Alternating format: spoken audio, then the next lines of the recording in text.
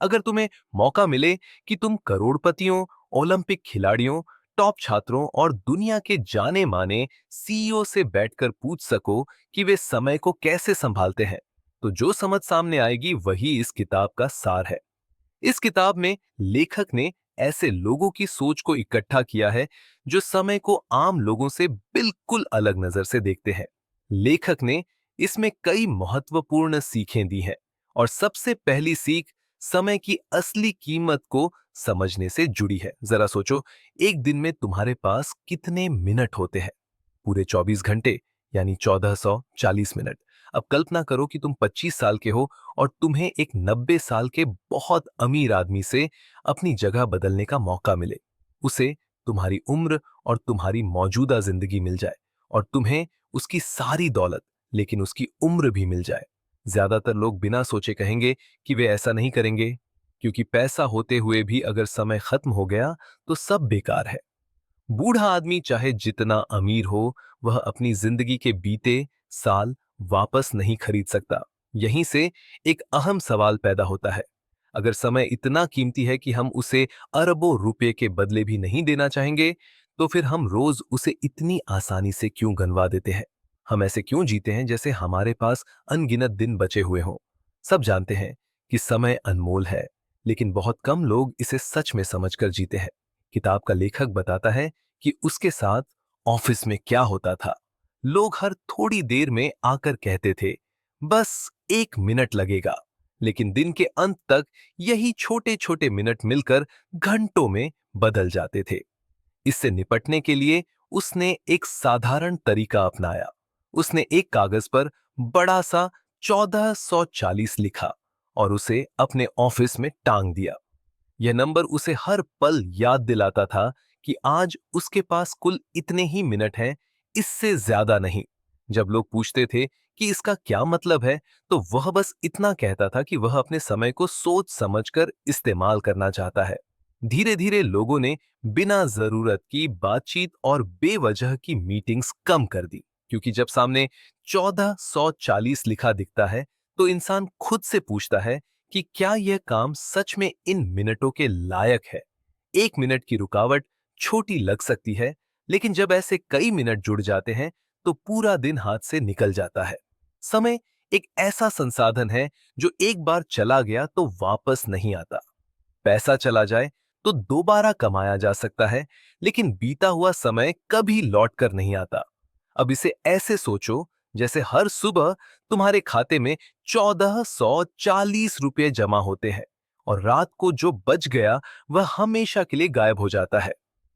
तुम इन रुपयों को कैसे खर्च करते हो, यही तय करता है कि तुम्हारा भविष्य कैसा बनेगा। समझदार लोग समय को ऐसे ही देखते हैं।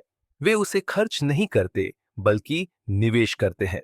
जब आम लोग किसी काम या मौके को देखते हैं, तो सबसे पहले पूछते हैं कि इससे कितना पैसा मिलेगा। सफल लोग भी ये सोचते हैं, लेकिन उससे पहले वे ये देखते हैं कि इसमें उनका कितना समय जाएगा। वे अपने दिमाग में ये हिसाब लगाते हैं कि हर मिनट के बदले उन्हें क्या मिल रहा है। अगर किसी काम में समय बहुत लग रहा है और बदले में फायदा कम है, तो वे साफ मना कर देते हैं। हम पैसे को लेकर बहुत सतर्क रहते हैं। उसे कमाने के लिए मेहनत करते हैं, संभाल कर रखते हैं, सही जगह निवेश करने के बारे में सोचते हैं। हम कभी अपना पर्स खुला नहीं छोड़ते और न ही किसी अजनबी को अपना एटीएम कार्ड देते हैं। लेकिन समय के साथ हम ऐसा व्यवहार नहीं करते। हम लोगों को आसानी से अपना समय लेने देते हैं, बिना सोचे कि हम अपनी सबसे कीमती चीज गंवा रहे हैं। असल में समस्या यह है कि समय को मैनेज नहीं किया जा सकता। हर इंसान के पास रोज उतने ही घंटे होते हैं। फर्क समय का नहीं, हमारी ऊर्जा का है। हम दिन में किस काम पर अपनी ताकत और ध्यान लगा रहे हैं, यही तय करता है कि हमारा दिन बेकार जाएगा या किसी काम का बनेगा। जब हम सही जगह ऊर्जा लगाते हैं, तभी समय अपने आप सही इस्तेमाल होने लगता है। जब लोग समय प्रबंधन की बात करते हैं, तो असल में वे ज्यादा समय नहीं चाहते, वे ज्यादा ऊर्जा चाहते हैं। सच ये है कि समस्या समय की नहीं होती। हर इंसान के पास दिन में उतने ही घंटे होते हैं। असली फर्क इस बात से पड़ता है कि उन घंटों में हमारे पास कितनी ताकत और ध्यान बचा रहता है। खुद से ईमानदारी से पूछो, क्या कभी ऐसा हुआ है कि तुम किताब पढ़ रहे हो और एक ही लाइन बार बार पढ़ रहे हो, फिर भी समझ नहीं आ रहा? क्या दोपहर का खाना खाने के 1-2 घंटे बाद तुम्हें नींद आने लगती है? उस समय तुम कितना काम कर पाते हो? क्या कभी ऐसा हुआ है कि तुम किसी काम के सामने बैठे हो और कई मिनट तक बस खाली देखते रहते हो? या फिर मीटिंग में बैठे-बैठे आंखें बंद होने लगती हैं? अगर इन सवालों में से ज्यादातर का जवाब हाँ है, तो साफ है कि दिक्कत समय की नहीं, ऊर्जा की है। तुम दिन में सिर्फ सुबह के 2 घंटे ही अच्छा काम नहीं करना चाहते और फिर पूरा दिन थक कर घसीटना नहीं चाहते। तुम चाहते हो कि तुम्हारी ऊर्जा पूरे दिन बनी रहे। सवाल यह है कि ऐसा कैसे किया जाए? 20% काम से 80% नतीजे कैसे निकाले जाए? इसका एक आसान जवाब है दिन में सही तरीके से ब्रेक लेना। इस बात को समझने के लिए एक सच्ची कहानी सुनो। मेरा एक दोस्त है जो शौक के तौर पर बॉक्सिंग करता है। उसे ट्रेनिंग पसंद थी, लेकिन ट्रेनिंग का आखिरी हिस्सा उसे सबसे ज्यादा डराता था। 90 मिनट की कड़ी मेहनत के बाद कोच सबको जोड़ियों में बांट देता था और एयर बाइक पर 3 मिनट तक मुकाबला करवाता था। ये ऐसी बाइक होती है जिसमें हाथ और पैर दोनों से पूरी ताकत लगानी पड़ती है। अगर तुम इसे पूरी गति से चलाओ तो कुछ ही मिनटों में शरीर जवाब देने लगता है। नियम बहुत साफ थे। 3 मिनट में जिसने ज्यादा कैलोरी जलाई वही जीता। जो हारता था उसे तुरंत 20 पुश अप्स करने पड़ते थे। मेरा दोस्त बताता है कि शुरुआत में वह लगभग हर बार हार जाता था। वह मुश्किल से 40 कैलोरी जला पाता था, जबकि बाकी लोग 55 के आसपास पहुंच जाते थे। उसे बहुत बुरा लगता था क्योंकि दर्द भी होता था और हार भी तय थी। बाकी लोग उससे ज्यादा फिट और ताकतवर थे, लेकिन कुछ ही ट्रेनिंग के बाद कुछ बदल गया। उसने बताया कि कुछ दिनों में ही वह 40 से सीधे 66 कैलोरी तक पहुंच गया। फिर थोड़े समय बाद उसका स्कोर 72 कैलोरी हो गया। लोग भरोसा नहीं कर पा रहे थे। वे स्क्रीन के पास आकर देखने लगे कि कहीं मशीन गलत तो नहीं दिखा रही। अब सवाल यह है कि ऐसा कैसे हुआ? वह कुछ दिनों में अचानक ज्यादा ताकतवर या मांसल नहीं हो गया था। उसका राज बहुत सीधा था। उसने ज्यादा ब्रेक लेना शुरू किया और अपनी ऊर्जा को सही तरीके से बांटना सीख लिया। पहले वह भी बाकी लोगों की तरह पूरे 3 मिनट बिना रुके पूरी ताकत लगाता था। नतीजा यह होता था कि पहले मिनट में ठीक चलता था, लेकिन बाकी 2 मिनटों में पूरी तरह टूट जाता था। फिर उसने सोच बदली। उसने 3 मिनट को एक लंबा काम मानने के बजाय उसे छोटे हिस्सों में बांट दिया। उसके दिमाग में वह 3 मिनट अब एक साथ नहीं थे, वे 6 छोटे हिस्सों में बदल गए थे। वह थोड़ी देर तेज चलाता, फिर पल भर की सांस लेता, फिर दोबारा जोर लगाता। इससे उसकी ऊर्जा आखिरी सेकंड तक बनी रही। यही बात काम और पढ़ाई पर भी लागू होती है। जब हम बिना रुके खुद को घसीटते रहते हैं तो जल्दी थक जाते हैं, लेकिन जब हम सही समय पर छोटे छोटे ब्रेक लेते हैं और अपनी ताकत को बराबर बांटते हैं तो वही समय ज्यादा काम देने लगता है।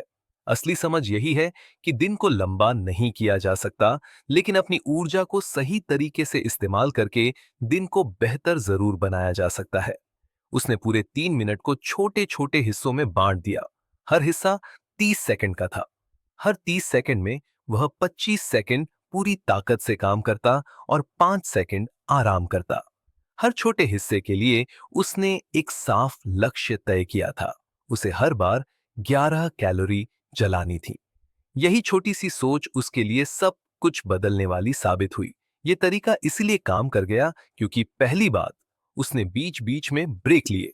इन ब्रेक्स की वजह से उसकी ऊर्जा एक साथ खत्म नहीं हुई, बल्कि पूरे समय फैली रही। ज्यादातर लोग यही गलती करते हैं। वे शुरुआत में पूरी ताकत लगा देते हैं और दोपहर तक थक जाते हैं। इसके बाद उनका दिन धीरे धीरे ढलान पर चला जाता है। दूसरी बात, उसने काम को छोटा कर दिया।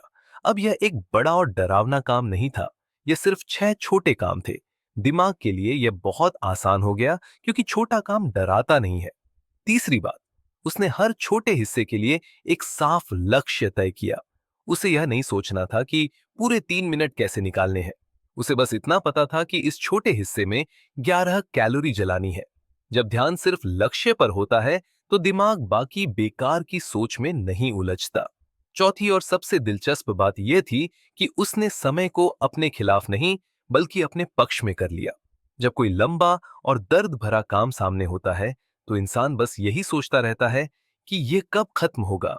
आंखें बार बार घड़ी पर जाती हैं। दर्द से बचने की इच्छा सबसे बड़ी बन जाती है।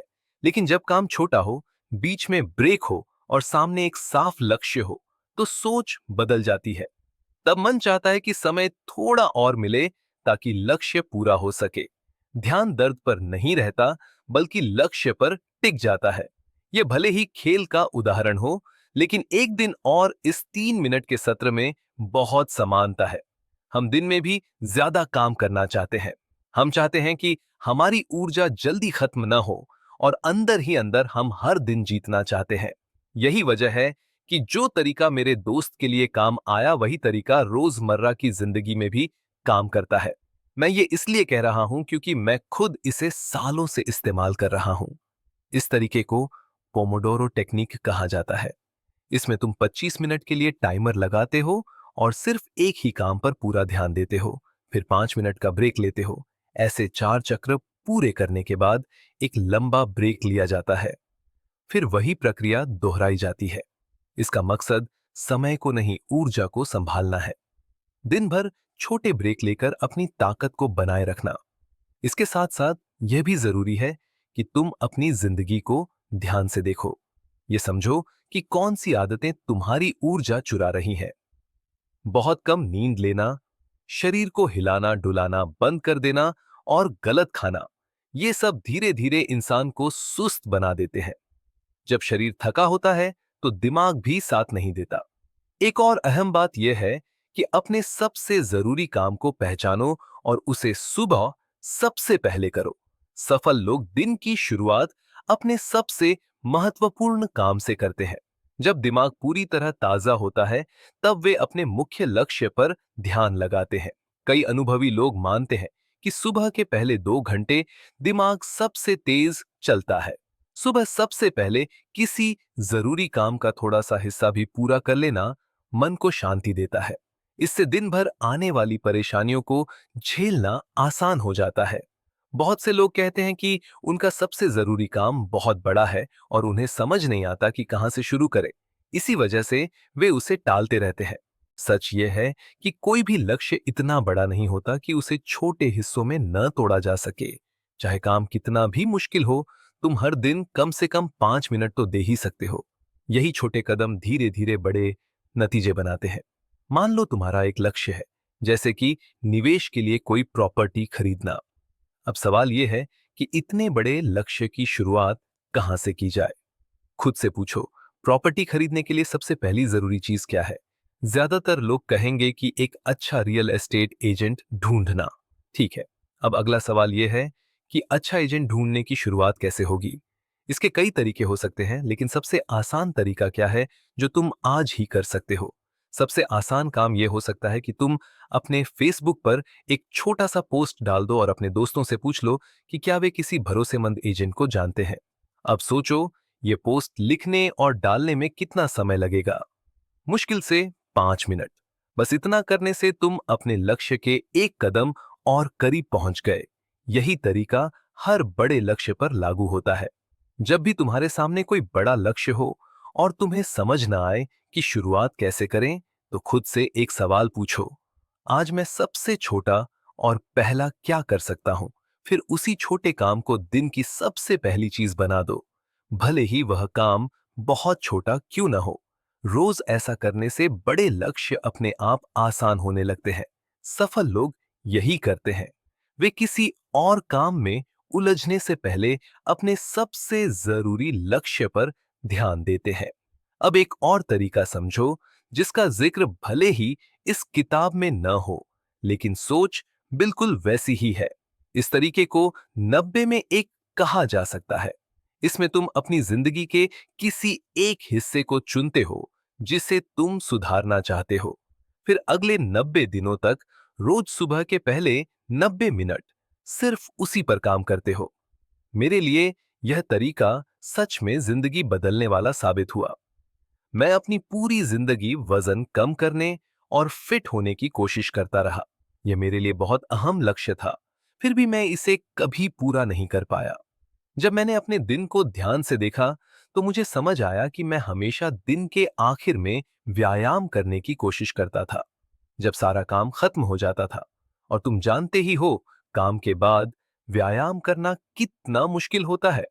कई बार समय होने के बावजूद शरीर और मन दोनों जवाब दे देते हैं। बस बिस्तर पर लेट जाने का मन करता है और किसी से बात तक नहीं करना चाहते। तब मैंने एक छोटा सा बदलाव किया। मैंने तय किया कि दिन के पहले 90 मिनट सिर्फ अपने लिए रखूंगा, अपने शरीर और दिमाग के लिए। इसका मतलब यह हुआ कि पहले 60 मिनट मैं घर पर व्यायाम करता हूं और बाकी 30 मिनट ध्यान में बिताता हूं। अभी मैं इस सफर के बीच में हूं, लेकिन नतीजे साफ दिखाई दे रहे हैं। मुझे यह भी समझ आया कि जब मेरा शरीर और दिमाग ठीक रहते हैं, तो बाकी दिन अपने आप आसान हो जाता है। मैं सही खाना खाने लगता हूं, दिमाग ज्यादा साफ रहता है, काम की छोटी समस्याएं मुझे परेशान नहीं करती, गलतियां कम होती हैं और कुल मिलाकर मैं खुद को बेहतर महसूस करता हूं। मैं यह नहीं कह रहा कि तुम्हें भी बिल्कुल यही करना चाहिए। यह सिर्फ एक उदाहरण है। तुम इसी तरीके को अपनी जिंदगी के किसी और हिस्से में लगा सकते हो, जैसे अपनी नौकरी से पहले अपने साइड बिजनेस पर काम करना। सोचो, दिन के सबसे अच्छे घंटे तुम किसी और को क्यों दे रहे हो, जब तुम उन्हें अपने लिए इस्तेमाल कर सकते हो। हम में से ज्यादातर लोग पहले सबका ध्यान रखते हैं, काम, परिवार, जिम्मेदारियां, और अगर थोड़ा सा समय बचता है तो उसे अपने लिए रखते हैं। हमें तनख्वाह मिलती है और हम सबको भुगतान करते हैं, लेकिन खुद को सबसे आखिर में रखते हैं। क्या अब समय नहीं आ गया कि तुम खुद को पहले रखो? अगर तुम अपनी जिंदगी के सबसे अहम लोगों में से एक हो, तो अपनी देखभाल की जिम्मेदारी किसकी है? अगर तुम खुद का ख्याल नहीं रखोगे, तो कोई और कैसे रखेगा? कुछ लोग इसे स्वार्थ कह सकते हैं, लेकिन सच ये है कि खुद को पहले रखना ही दूसरों के लिए बेहतर बनने का रास्ता है। जब तुम अपने शरीर का ध्यान रखते हो, तो तुम खुद को अच्छा महसूस करते हो। जब तुम अच्छा और आत्मविश्वासी महसूस करते हो, तो तुम अपने काम में बेहतर करते हो। और जब तुम काम में बेहतर करते हो, तो घर थके हुए नहीं पहुंचते। इसका मतलब यह है कि तुम अपने बच्चों और परिवार के साथ ज्यादा अच्छा और सच्चा समय बिता पाते हो। अगर तुमने खुद को पहले नहीं रखा होता, तो शायद तुम हर दिन थके हुए और चिड़चिड़े होकर घर आते। और ज्यादातर लोग यही करते हैं, बच्चों के साथ बस 2-4 मिनट बिताते हैं और फिर पूरी शाम थके हुए सोफे पर पड़े रहते हैं। यही सोच पैसों पर भी लागू होती है। जब तुम खुद को पहले भुगतान करते हो, तो इसका मतलब ये नहीं कि तुम दूसरों से दूर हो रहे हो। इसका मतलब ये है कि तुम अपने परिवार की बेहतर देखभाल करने के लिए खुद को मजबूत बना रहे हो।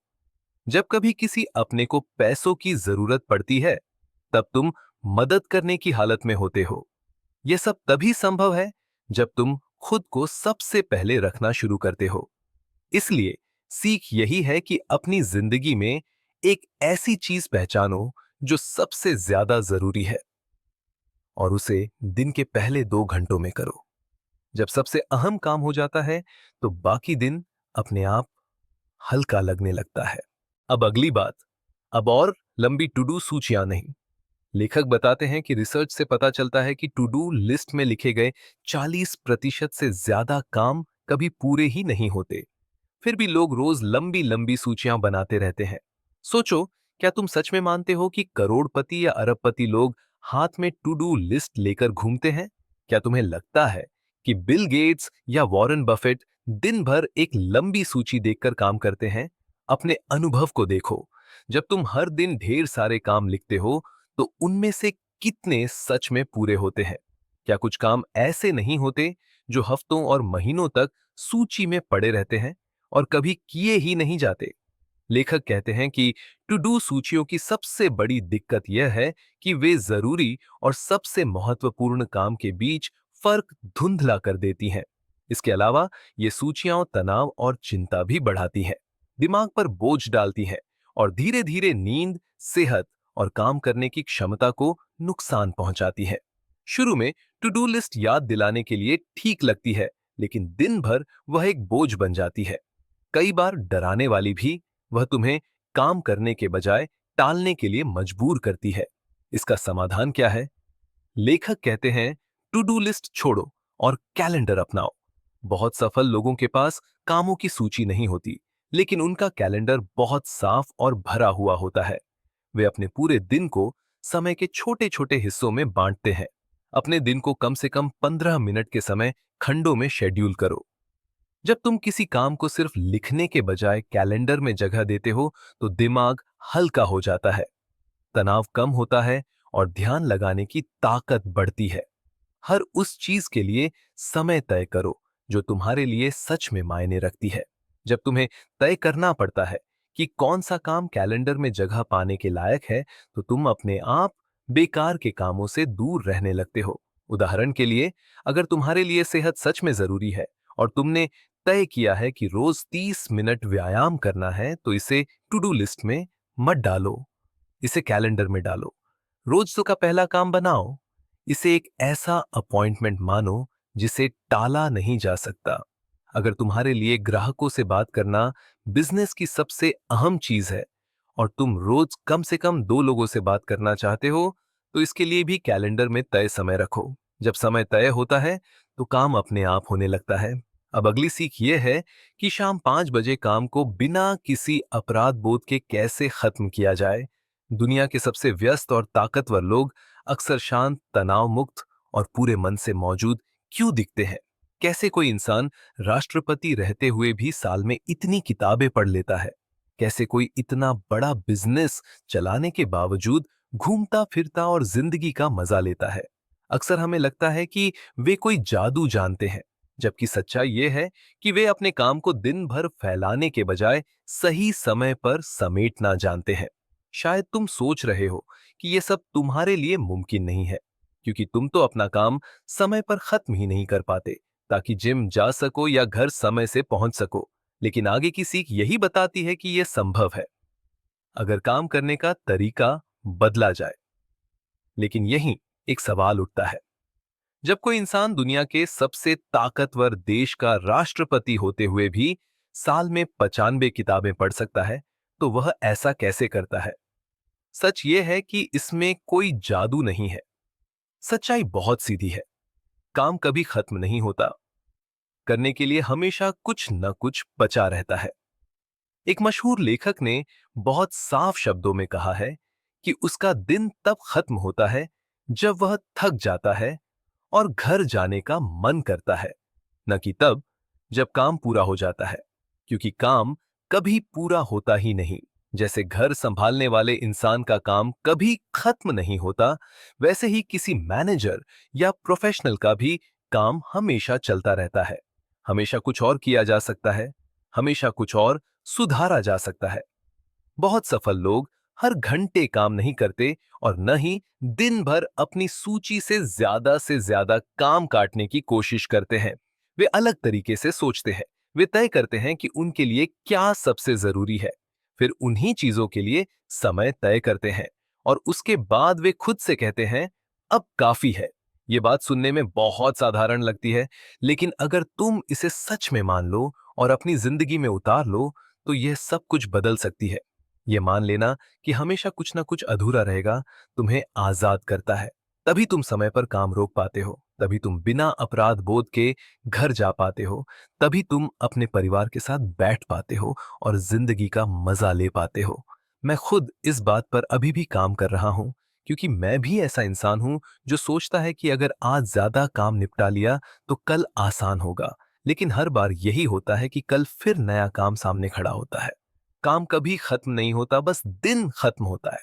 अब एक और बहुत जरूरी सीख है, एक छोटा सा शब्द जो बहुत सारा समय बचा सकता है।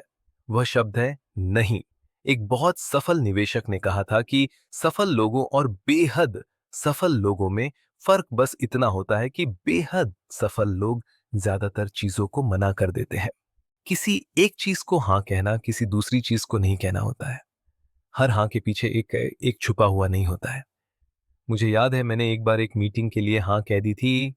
वह मीटिंग मुझे खास पसंद भी नहीं थी, लेकिन मैंने कैलेंडर देखा। वह दिन खाली था और मीटिंग 1 महीने बाद थी। मुझे लगा हाँ कह देने में क्या दिक्कत है। लेकिन जब वह दिन आया, मेरी बेटी बीमार हो गई, कुछ निजी समस्याएं सामने आ गईं, जिन पर तुरंत ध्यान देना जरूरी था।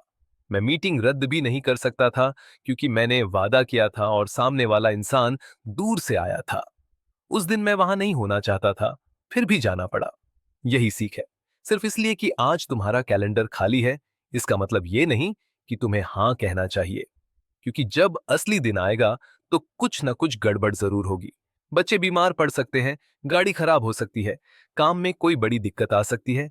जिंदगी हमेशा प्लान के हिसाब से नहीं चलती। इसलिए एक आसान नियम याद रखो।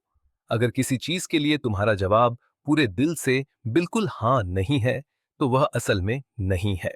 एक और दिक्कत यह है कि हम अक्सर सोचते हैं कि यह काम ज्यादा समय नहीं लेगा। हमें लगता है कि यह तो बस एक छोटा सा काम है। लेकिन छोटे छोटे हाँ मिलकर हमारी जिंदगी का सबसे कीमती समय चुपचाप खा जाते हैं। लेकिन यही छोटा सा अनुरोध धीरे धीरे बड़ा बन जाता है। पहले एक काम आता है, फिर उसी से जुड़ा दूसरा, फिर तीसरा, और पता ही नहीं चलता कि दिन का आधा हिस्सा उसी एक चीज में चला गया। दूर से देखने पर हाथी भी छोटा लगता है, लेकिन पास आने पर उसकी असली साइज समझ में आती है। यही हाल इन छोटे छोटे कामों का होता है। शुरुआत में मामूली लगते हैं, लेकिन जब सामने आते हैं तो भारी पड़ जाते हैं। इसलिए अपनी हां को सिर्फ उन्हीं चीजों के लिए बचाकर रखो जो सच में जरूरी है। और एक बात कभी मत भूलो, नहीं कहना अपने आप में पूरा जवाब है। तुम्हें किसी को सफाई देने की जरूरत नहीं है।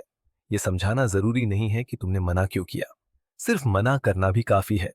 कई बार हम इसलिए हां कह देते हैं क्योंकि हमें लगता है कि सामने वाले को बुरा लगेगा। लेकिन हर बार खुद को थकाकर किसी और को खुश करना समझदारी नहीं है। अब एक और तरीका समझो जो समय बचाने में बहुत मदद करता है। अपने दिनों को थीम देना। इसका मतलब है कि हर दिन सिर्फ एक तरह के काम पर ध्यान देना, एक साथ सब कुछ करने की कोशिश नहीं करना। एक बिजनेस लीडर ने बताया था कि जब वह एक से ज्यादा कंपनियां संभाल रहा था, तब उसने अपने दिनों को थीम किया। किसी दिन सिर्फ मैनेजमेंट, किसी दिन सिर्फ मार्केटिंग, किसी दिन पार्टनरशिप, किसी दिन टीम और भर्ती, किसी दिन खुद के लिए समय, और किसी दिन सोचने और योजना बनाने के लिए। जब तुम ऐसा करते हो तो काम बिखरता नहीं है, ध्यान एक जगह टिकता है। मैंने खुद यह तरीका आजमाया है और फर्क साफ दिखता है। जब तुम्हें पता होता है कि आज किस तरह का दिन है, तो बेवजह की रुकावटों को नजरअंदाज करना आसान हो जाता है। अगर आज प्रोडक्ट पर काम करने का दिन है, तो बाकी बातें अपने आप पीछे चली जाती हैं। अब आखिरी सीख जो बहुत सारा समय बचा सकती है। 3 सवालों की ताकत। इसके लिए एक कहानी समझो। एक ऑफिस में एक कर्मचारी था जिसे सब सबसे बेहतरीन मानते थे। उसका काम शानदार माना जाता था। वह रोज सुबह ऑफिस आता, दिन के अंत में अपने बॉस को रिपोर्ट भेजता और चला जाता। लेकिन अगर कोई चुपचाप देखता तो हैरान रह जाता। वह ज्यादातर समय सोशल मीडिया देखता, वीडियो देखता, ऑनलाइन साइट्स पर घूमता रहता था। काम करता हुआ शायद ही कभी दिखता। फिर भी वह ऑफिस का स्टार था। यह कैसे संभव था? सच्चाई यह थी कि वह बहुत चालाक था। उसने यह नहीं पूछा कि मैं यह काम कैसे करूं। उसने पूछा कि यह काम होना कैसे चाहिए, और फिर उसने अपना पूरा काम किसी और से करवाना शुरू कर दिया। उसका काम कोई और करता था और वह सिर्फ नतीजा जमा करता था। यह कहानी यह नहीं सिखाती कि धोखा दो। यह सिखाती है कि सवाल बदलने से जिंदगी बदल सकती है। हर काम में खुद को झोंकने से पहले यह सोचना जरूरी है कि क्या यह काम मुझे ही करना चाहिए? क्या इसे किसी और तरीके से किया जा सकता है? क्या यह सच में मेरे समय और ऊर्जा के लायक है?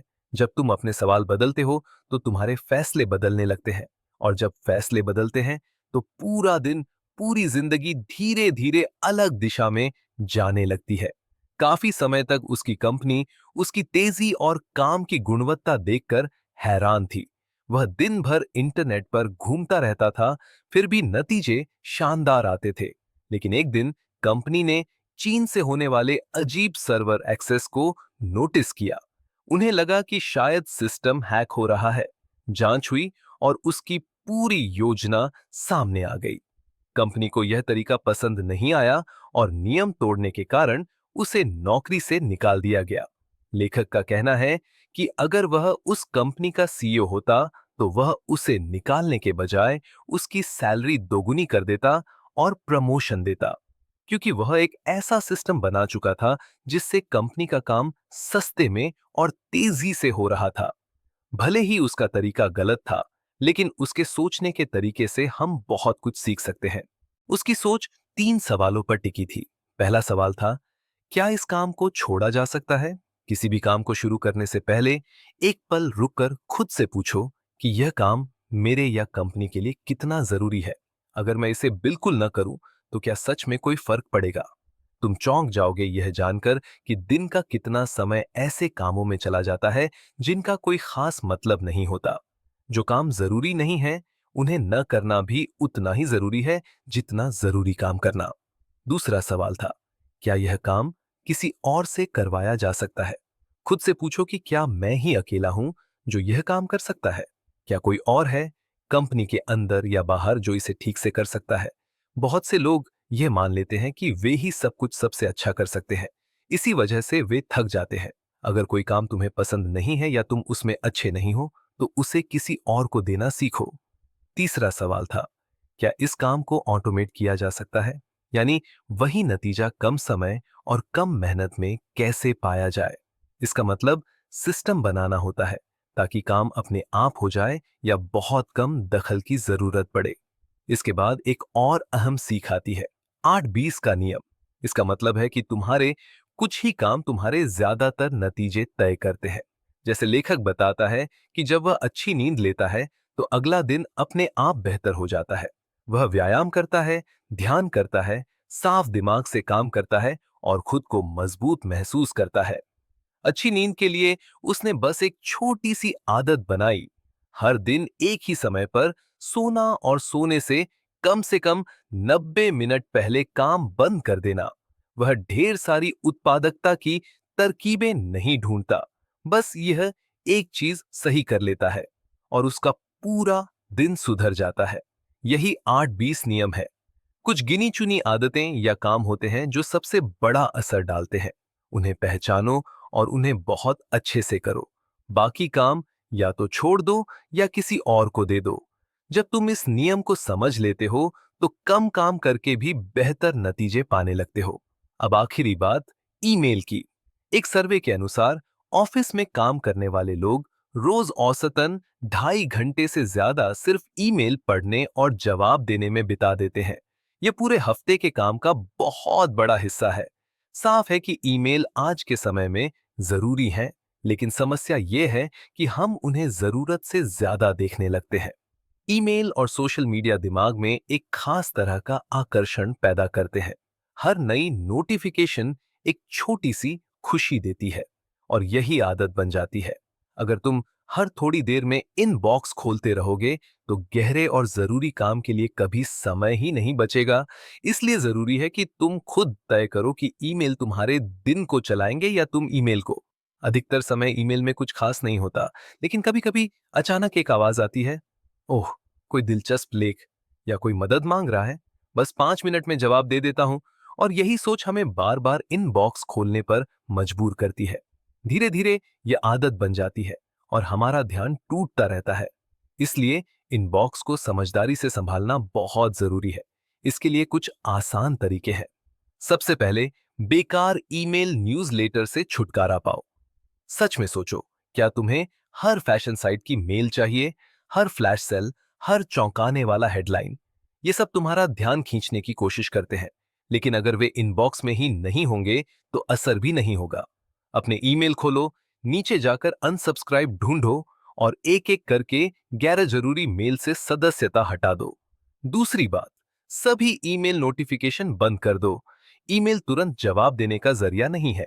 आज के समय में कई लोगों को रोज दर्जनों या सैकड़ों ईमेल आते हैं। हर मेल पर नोटिफिकेशन आना एक तरह से खुद को परेशान करना है। हर डिंग, हर कंपन, हर पॉपअप तुम्हारी एकाग्रता तोड़ता है। काम करते समय, मीटिंग में या किसी से बात करते समय यह बहुत नुकसान करता है। इसलिए सब बंद कर दो।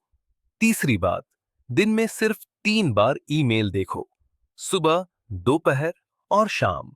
इसके लिए अपने फोन में 21 मिनट का टाइमर लगाओ। इस समय में कोशिश करो कि इनबॉक्स साफ हो जाए। इसे एक खेल की तरह लो। समय कम रखा गया है ताकि तुम भटको नहीं। जवाब छोटे रखो।